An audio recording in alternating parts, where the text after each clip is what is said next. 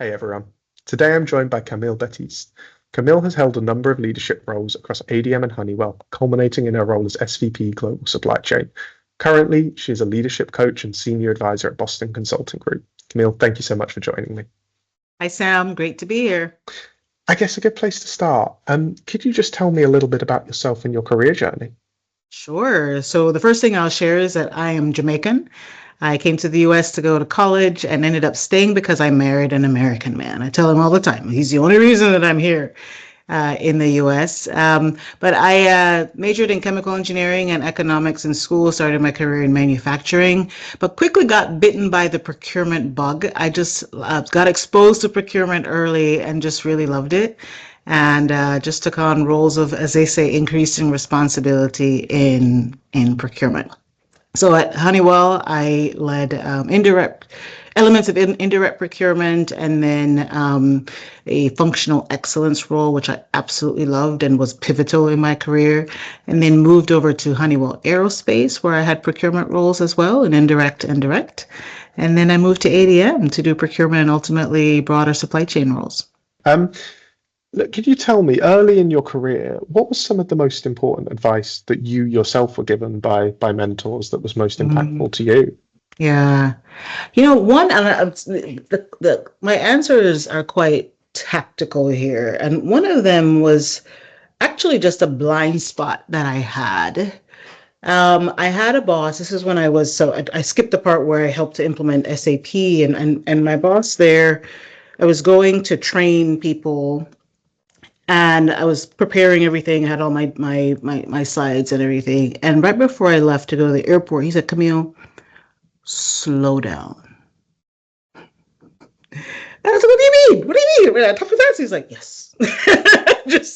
just bring it down a notch. You're gonna be explaining things to people. You understand it, but people are hearing it for the first time. And actually, I've had that voice in my head many times when I had this tendency to just go really fast, to slow down, to think, to consider the audience in communication. So that's one very tactical one. But the reason I bring it up is that was just a blind spot. I was very aware of my areas of opportunity and my areas for growth, but that was one that he just quickly shared with me that I didn't see. But another one is to be authentic. And there's this whole message about bringing your whole self to work. And for most of my career, I tried to separate personal and work. And so I remember once I was a new manager, and I must have been really tough because I remember that whenever I was having annual reviews, my standard process was to have a box of Kleenex on the table. In hindsight, why did I need to have tissues? Like I expected tears, which is not good. So, lesson learned there. But one person said to me, I hear you talk about a family, but I don't see any pictures. I see zero evidence that you actually have one. You're in the office first thing in the morning, you work late at night. Are you sure you have a family? And somebody actually said, "Camille, you're a great leader in terms of you get things done and you inspire people, but they want to see all of you." And so I had to sort of break that down and start to just be more personable, join the social events that I didn't used to join. So I learned that to sort of bring my whole person to work, and that turned out to be really good advice. Oh, amazing. I think it's really valuable, especially you can get so caught up in the day to day of doing the job and executing and trying to do so many things at once that sometimes that authenticity and just being yourself and building those relationships, yeah, there's a lot of value in that. No, amazing. I'm curious, you mentioned earlier, obviously you came up through the procurement, ranks, and you worked your way through that with Honeywell. In your ultimate role when you were leading global supply chain at ADM, obviously an enormous global supply chain, how do you feel those procurement foundations supported as you stepped into that global supply chain leadership role? So what's interesting? So when I moved to ADM, it was to lead procurement. And to give you a little bit of background of ADM, I think of it similar to maybe oil companies. There is the procurement of the core, which is, in ADM, it's the core commodities, and there's an entire business around that. And then the procurement organization is everything else. I wouldn't call it indirect because there's quite a bit of direct there, and it is significant. So that was the role. I just want to be sure that people don't think that it's all of ADM. What you learn after a certain level in leadership, and maybe for me, that was to get to that level of leading an entire procurement organization. You recognize that the skills that are required for leadership are transferable everywhere else. There's a basic knowledge that you need to have, but you don't need to be an expert in demand forecasting to be able to lead a demand forecaster, right? And so that's what I took into the new role. However, since procurement is a critical element of the end-to-end supply chain, that knowledge was incredibly helpful because we were sourcing globally and we were already working on supply chain topics as a procurement function. Sometimes we were doing it on our own because it didn't exist outside of procurement, and sometimes it did, and we were working with others. So we were already involved. So part of what I've learned in my leadership journey, it's always about what do I bring to the table and what can I learn? And that's, people ask me, how do I choose a new role? I think about those things. Do I bring some knowledge, which procurement certainly brings critical knowledge to the broader supply chain space, but we also have something to learn. So I think that's how I thought about kind of taking that procurement base and applying it elsewhere. I feel like while I didn't do this, I could have applied that procurement base to sales. And how valuable would that be to be on the other side and know how procurement people think? So that's really the knowledge is saying, building what does it take to be a good leader and recognizing that those skills can be applied anywhere. I think especially at that scale, when you've got an organization of such complexity, and I don't even know what the headcount would have looked like, but I imagine it wasn't small. It was large. The leadership capabilities are so critical that, yeah, whether it's procurement, supply chain, or potentially another function, there is some transferability there. I like to ask people this question, and I think it's a hard one to answer, but when we look at supply chain and procurement, the function has changed and is continuing to change at a pretty breakneck pace. In your opinion, what skills, what things should people be focusing on right now in terms of their own development to keep up with that and to be the chief supply chain officer of the future 10 years from now? I think about three things when it comes to talent development and how to think about developing your own skills and how to think about developing the skills of your team. The first one is about people. And no matter what happens with technology in the future, and we'll go to technology in a moment, but no matter what happens, work is always going to be centered around human beings. And so all of the skills that are needed to communicate effectively, to be authentic, to lead with care, to listen appropriately, all of those skills are critical, and especially in supply chain roles where you're touching everybody.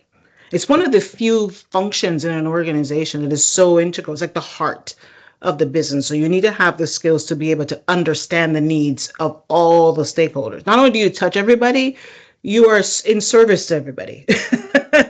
So that must be in place. If you want to be successful in supply chain, you must be able to communicate effectively and really build those people skills.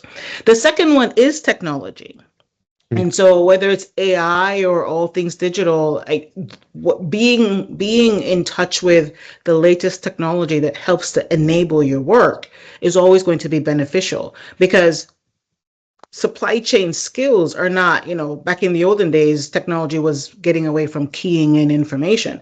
That is zero value to anybody. The value comes from taking the information and being able to apply it in a way that's effective to create change in a business. So leveraging technology, whatever it is, to be able to move faster, right? Faster, cheaper, better. And then the third is becoming a student of the business in which you operate. And sometimes too, we can get, especially in procurement, we would get so bogged down in procurement metrics and the dollar savings and the price, we sometimes lose sight of why are we doing this? And sometimes we realize that when we take a step back to understand why we're doing this, we recognize that the value that we're creating is actually not what we thought it was. Maybe your customer doesn't actually want the lowest price. What they want is a supplier who's going to get them what they need faster. And they may not be, they may be the most expensive, but faster creates more value for the overall business. So understanding how your business works, what the drivers are, what the strategy is, and aligning what we do in supply chain to get there, that needs to be top of mind. So if you can cover those three things, understanding people, driving and leveraging the latest technology to enable the work that we do, and making that an integral part of how the business operates, those three things will take you far. I'd love to touch on that third point a little bit more because it's advice I hear quite a lot, and it is very important. Having that wider business understanding and learning how you interface with the rest of the business from a lower level all the way up to C-suite is so important. What advice would you give to people in terms of practically how to approach that, whether that be cross-functional projects or asking for mentorship?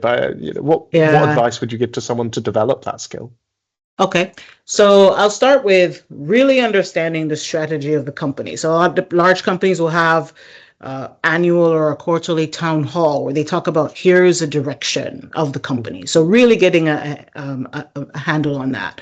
If you're working for a public company in the US and there is an annual report or a sustainability report that's being public that you can read and really say, how do we not only message what's important to us internally, how is our company messaging what's important to us externally? So really kind of getting connected to that. I highly recommend taking a role outside of supply chain at some point. I didn't do that except for that one short period of time, and then supply chain pulled me back in. But I think doing the work where you're actually seeing the output of supply chain gives you a whole different perspective on what to expect and how to better serve the business that way. So if you can take an opportunity to work in a different function or stay in supply chain but work in a different business. So if you don't work for a large company, have different business units, trying to have roles in different ones gives you a sense of what are the questions that are asked. How do we really, move forward in each one of these businesses? Cross-functional projects are good too. Just be sure that you're actually listening and having great conversations with other people, not just, sometimes we can walk into a room or walk into a project and say, okay, here are all of the assignments. I have my small one and I'm just going to focus on my small one. That's not going to help you, right? So the value of that is to actually be so intertwined that you understand not just what is required, but why it's required. And that really becomes the bottom line, and being connected to each one of those elements. And whether it can be upstream from supply chain, it can be downstream from supply chain, but really understanding the purpose and the why behind each of those functions allows us to be better contributors to the overall business. Brilliant. No, thank you. I think it's something a lot of supply chain professionals are sometimes a little bit sort of scared to take that leap outside of supply chain. But I say this to people quite a lot. It's not uncommon nowadays to hear when we're speaking about hiring senior supply chain leaders, have they spent a few years in a commercial role? Have they spent time as a general manager? Can they understand what that looks like? Yeah. It's not necessarily essential, but it is very, very helpful. So no, really, really good advice. On the sort of flip side of that, I'm curious if you were to talk to someone who's about to graduate, someone who's just starting their career in supply chain, what would your top piece of advice be to that person? First thing is do your job.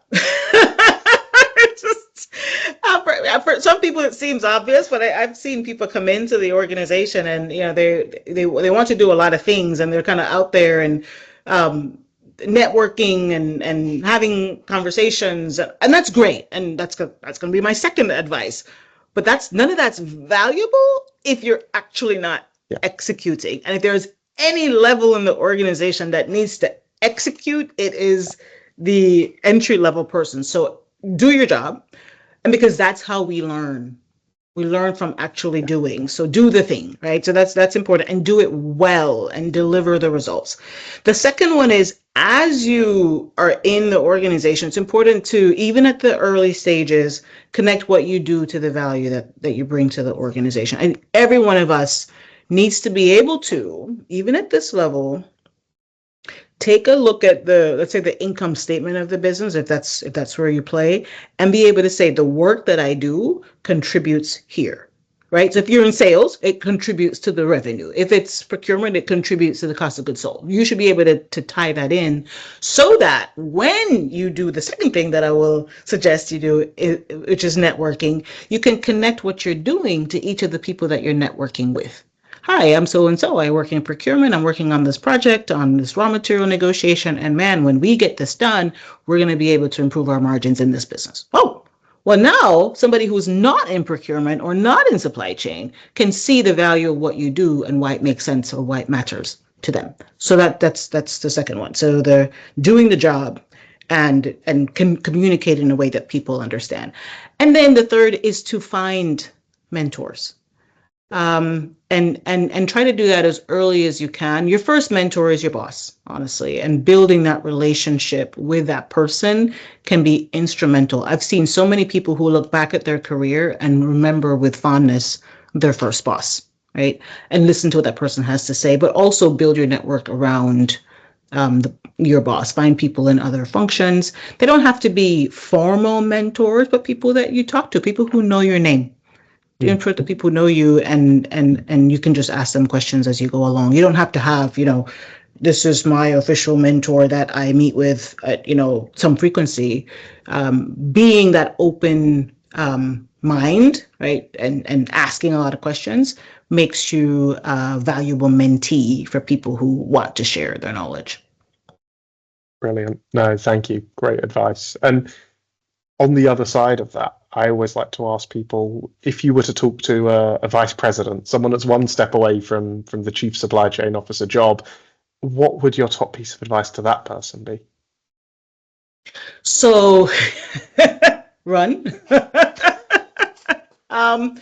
It's interesting that there's a lot of things when from the outside looking in, sometimes roles can seem very glamorous. Or, oh, they travel around the world and they sit in the executive meetings and they talk with the board, and it's wonderful. And it is. But there's a price to be paid, right? It is tremendously stressful because the larger your organization, you have a lot of people that are depending on you to make the right decisions, to make good decisions. So just be prepared that your impact, with great power comes great responsibility. That is very true when you have these roles. And even just time. So, when you're in the executive suite, you're in the executive suite for a long period of time, and then you have to come lead your team, and then you have work to do. And so just the overall stress is something that you should be prepared for.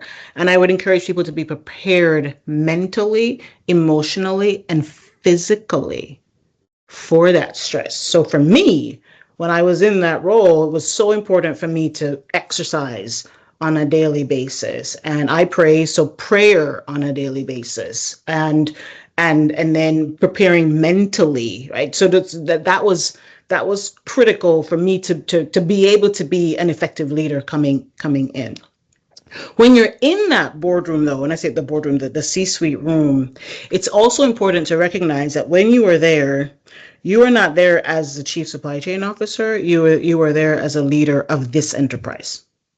And so making your voice, yes, you bring that chief supply chain officer perspective to a discussion, but you are an active voice in all discussions. So if they're discussing a potential acquisition, they don't feel like, oh, well, I'm not the acquisition guy, I can't speak. No, you bring what you know to the discussion. So you have to be an enterprise thinker. So to to be prepared for the chief job is to be an enterprise thinker even before you get there. So that's the other one. And then again, understanding the overall strategy of the business and bringing your team to bear. The second thing I think is important is always be developing your organization, right? So in order, and supply chain organizations tend to be quite large. So as you're moving up in your role and progressing through the org, be sure that you're developing the next generation behind you, because supply chain is such a diverse space that really it should be an exporter of talent. So, and that way, what you're doing is you're seeding the rest of the organization with supply chain knowledge, right? So when you have that role, now you have people across the organization who can understand how to bring in supply chain elements into key decisions, so that when you are leading, you're not on your own. You actually have supply chain experts that are seated across. And who knows, maybe some of your peers would have been part of supply chain at some point if we do it right. I think that's a brilliant answer. No, look, thank you so much. There's some really, really good advice in there, and really, really good sort of gems of wisdom, I think. So I appreciate you taking the time. Thank you very much. Thank you, Sam.